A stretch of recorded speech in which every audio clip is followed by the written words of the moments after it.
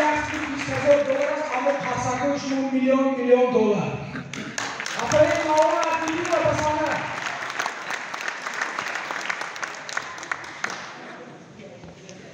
شخصا برای ما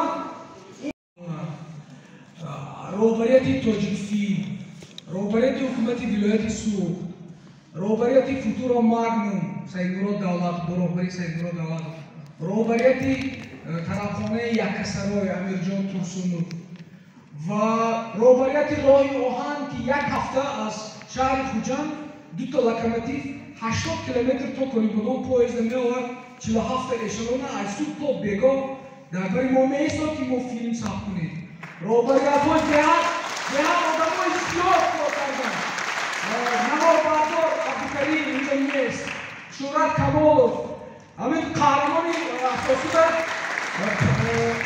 اگه عبدالکریم کلیپاسایی که دیدید زاده اسکندر غلام تشکری زیاد.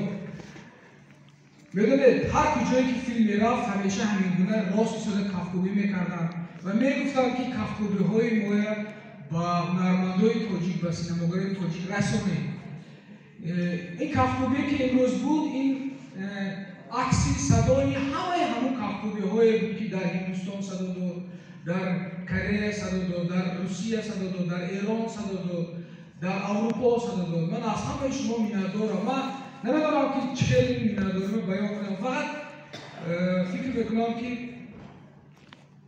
این روزها در آینده جای خودش خواهند گرفت. من از همه شما می‌دارم از کینوتئاتر وطن بچه‌هایی که در کینوتئاتر وطن طول یک هفته یاردم کردن. بیایید مردم چیکار کنیم که این فیلم تاجیکی برند شود؟ چیکار کنیم که مردم برنامه زندگیش وارد نکنند؟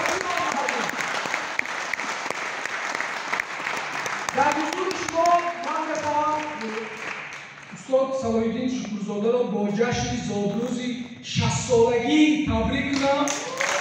و این گلدسته نورانی از نام تمام دیگر ابنای تماشاگران که امروز زادروز 60 سالگی صلاح‌الدین شکورزاده است. بیاید همه کسی یک بار تبریک بگوییم.